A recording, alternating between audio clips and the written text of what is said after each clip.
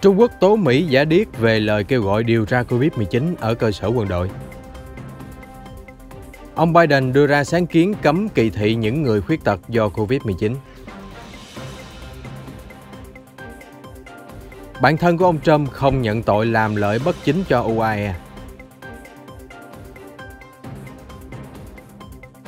Britney Spears chính thức kiện cha, loại ông khỏi quyền giám hộ tài sản.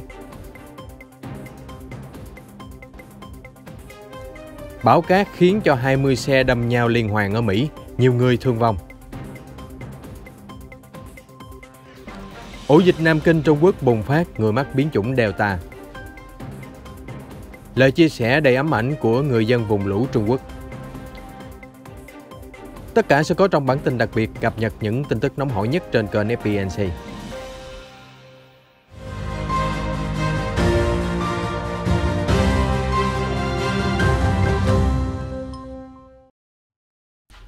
Hơn 13 triệu người Trung Quốc đã ký vào đơn kiến nghị yêu cầu WHO điều tra nguồn gốc Covid-19 ở cơ sở nghiên cứu sinh hóa Fort Detrick thuộc Lục quân Hoa Kỳ. Phát ngôn viên Bộ Ngoại giao Trung Quốc Triệu Lập Kiên hôm qua 26 tháng 7 kêu gọi Mỹ phải có trách nhiệm giải đáp nghi vấn này.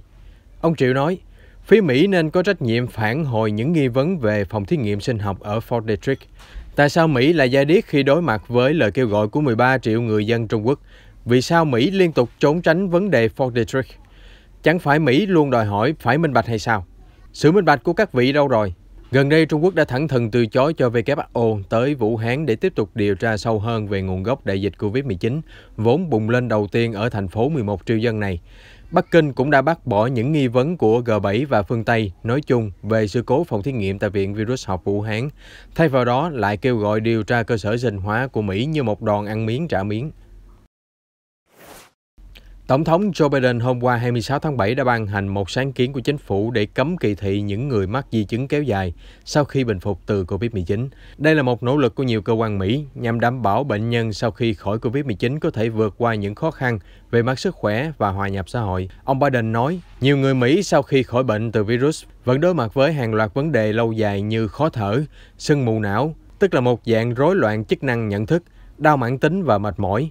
Những tình trạng này có thể nghiêm trọng đến mức tàn tật. Ông Biden phát biểu như trên tại Vườn Hồng trong sự kiện kỷ niệm 31 năm ban hành đạo luật người khuyết tật Hoa Kỳ, một điều luật mang tính bước ngoặt về ngăn cấm kỳ thị trong xã hội. Nỗ lực mới của chính phủ Mỹ còn giúp cho những người mắc chứng Covid kéo dài có thể tiếp cận đầy đủ với những quyền lợi dành cho người khuyết tật được quy định trong đạo luật năm 1990. Theo đó, trường học, nơi làm việc, cơ sở y tế, nhà hàng có thể sẽ bổ sung các vị trí chỗ ngồi dành riêng cho người khuyết tật. Nỗ lực của chính quyền ông Biden đưa ra trong bối cảnh số ca nhiễm của Mỹ đang tăng mạnh. Nguyên nhân là vì biến chủng Delta lây lan quá nhanh trong khi tốc độ tiêm chủng chững lại. Ông Thomas Barrack, bạn thân và cũng là cố vấn trong chiến dịch tranh cử của cựu Tổng thống Mỹ Donald Trump, mới đây không nhận tội vận động hành lang bất hợp pháp cho chính quyền các tiểu vương quốc Ả Rập Thống Nhất UAE. Reuters dẫn nguồn thông tin từ các công tố viên quận Brooklyn, thành phố New York cho biết, ông Barrack bị bắt vào ngày 20 tháng 7 vì tìm cách tác động đến chính sách đối ngoại của cựu Tổng thống Trump nhằm đem lại lợi ích cho UAE mà không thông báo mối quan hệ này cho chính phủ Mỹ. Ông Barrack, 74 tuổi, còn được cho là đã nhiều lần nói dối trong cuộc thẩm vấn của Cục Điều tra Liên bang FBI về các giao dịch của ông với quốc gia Trung Đông. Thẩm phán tòa liên bang ở Los Angeles, bà Patricia Donahue, ra án lệnh những điều kiện nghiêm ngặt đối với việc thả ông Barrack. Ông phải giao nộp hộ chiếu, mang vòng định vị ở cổ chân, hạn chế đi lại giữa Nam California và thành phố New York và phải tuân theo lệnh giới nghiêm từ 10 giờ tối đến 6 giờ sáng. Nữ ca sĩ Britney Spears vừa qua chính thức có động thái pháp lý đầu tiên để dần loại bỏ quyền giám hộ kéo dài 13 năm của cha ruột cô, ông Jamie Spears. Reuters đưa tin trong ngày 26 tháng 7, luật sư mới của Britney là ông Matthew Rosengart đã nộp đơn lên tòa án để đề nghị thay ông Jamie giữ quyền quản lý tài sản của ngôi sao nhạc pop. Và đề xuất của Jamin Rubin sẽ tiếp quản vai trò này.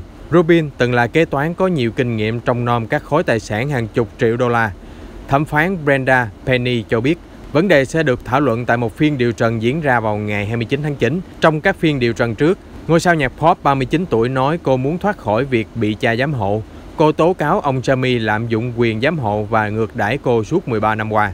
Được biết, ông Jamie giữ quyền giám hộ Britney từ năm 2008, sau khi con gái tự giam mình trong phòng do suy nhược. Theo hồ sơ tòa án, ông Sami hưởng lợi lớn từ quyền giám hộ. Ông được trả khoảng 130.000 đô la hàng năm nhờ vai trò này. Những năm gần đây, Britney liên tục xin tòa bỏ quyền giám hộ nhưng không thành công.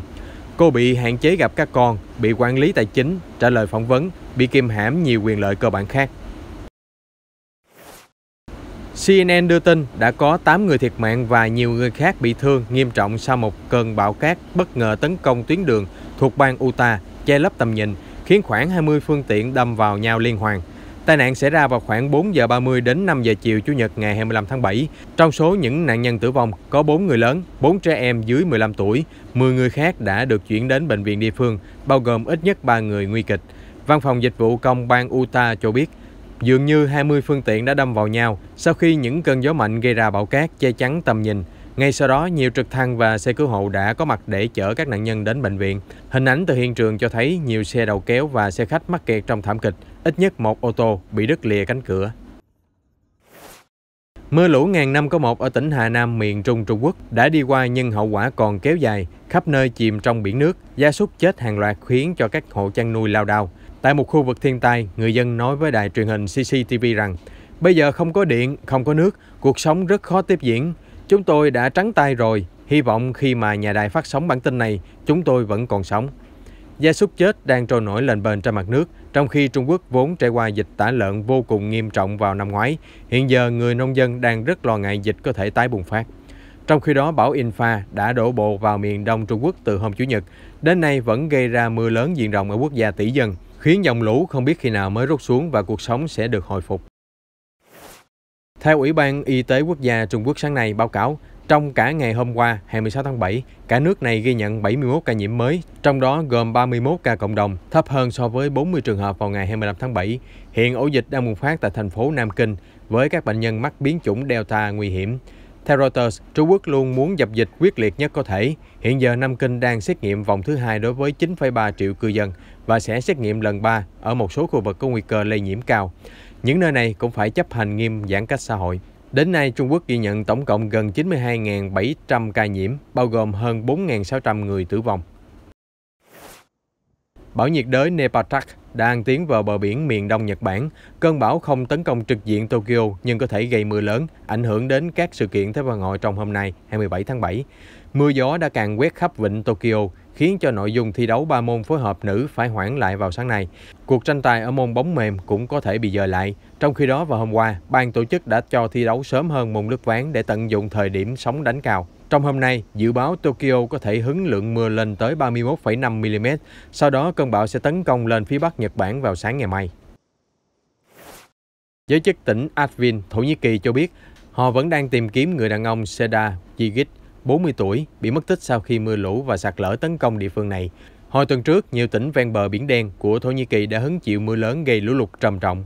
200 người phải sơ tán khẩn cấp, 18 người được giải cứu thần kỳ khi mắc kẹt ở một thác nước, trong đó bao gồm 8 trẻ em. Ngoài ra, tình trạng mất điện cục bộ cũng ảnh hưởng đến gần 10.000 hộ dân.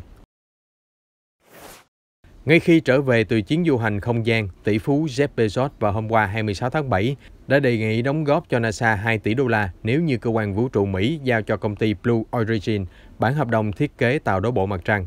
Cụ thể, trong bức thư gửi NASA, tỷ phú Bezos cho biết công ty không gian Blue Origin của mình có thể miễn các khoản thanh toán trong năm tài chính này và năm sau, tổng giá trị lên tới 2 tỷ đô la. Đổi lại, hãng muốn có một bản hợp đồng bền vững, giá cố định và NASA phải chi trả cho tất cả các khoản vượt dự toán khi phát triển hệ thống. Tỷ phú Bezos cho rằng hợp đồng sẽ tốt cho kế hoạch chinh phục mặt trăng của NASA cả trong ngắn hạn lẫn dài hạn.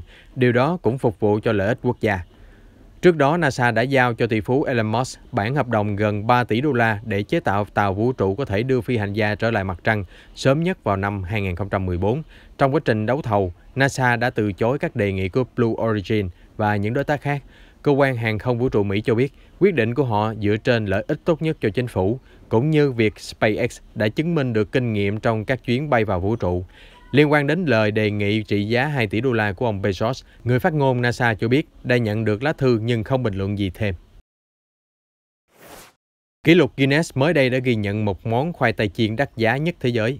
Món ăn này thuộc về nhà hàng nổi tiếng Serendipity Bar ở thành phố New York. Nó có giá $200, bao gồm khoai tây chiên đi kèm với nước sốt phô mai đặc, đậm đà và được phục vụ trên dĩa pha lê baccarat. Hãng thông tấn Reuters đã ghi lại quá trình chế biến món ăn đặc biệt của bếp trưởng Perric. Ông cho biết, khoai tây hảo hạng sẽ được chần trong rượu champagne Dom Perignon cao cấp và giấm Pháp. Sau khi làm nguội chúng, tôi sẽ chiên một lần ở nhiệt độ 325 độ. Tiếp theo, chúng tôi sẽ hạ nhiệt xuống rồi lại nâng nhiệt độ lên và dừng lại ở mức 375 độ C. Cách làm này sẽ đảm bảo khoai tây có độ giòn hoàn hảo ở lớp ngoài và bên trong cực kỳ mềm mịn. Đặc biệt, khoai tây còn được đầu bếp chiên trong mỡ ngỗng nguyên chất nên sẽ đạt được độ béo ngậy, hương vị vô cùng tinh tế. Sau đó chúng sẽ được tẩm muối cục Guerande và dầu truffle trắng Ubani. Nấm truffle đen mùa hè nhập từ Umbria, Ý sẽ tạo nên lớp phủ hoàn hảo sau cùng cho món ăn. Ông Scowen Keyword khẳng định nấm truffle chính là ngôi sao chính của món khoai tây đắt giá này. Chúng hòa quyện tuyệt vời với nước sốt Mornay kinh điển. Ngoài ra, món ăn độc đáo này còn được phủ một lớp vàng 23K có thể ăn được. Nhà hàng Serendipity từng phải đóng cửa trong suốt đại dịch Covid-19 và tin rằng món khoai tây chiên lạ mắt này sẽ là một cách tuyệt vời để thông báo nhà hàng đã bắt đầu mở cửa trở lại. Chúng tôi sẽ cập nhật những sự kiện quốc tế mới nhất trong bản tin nóng phát sóng vào lúc 15 giờ hàng ngày trên kênh FPNC. Xin mời quý vị đón xem.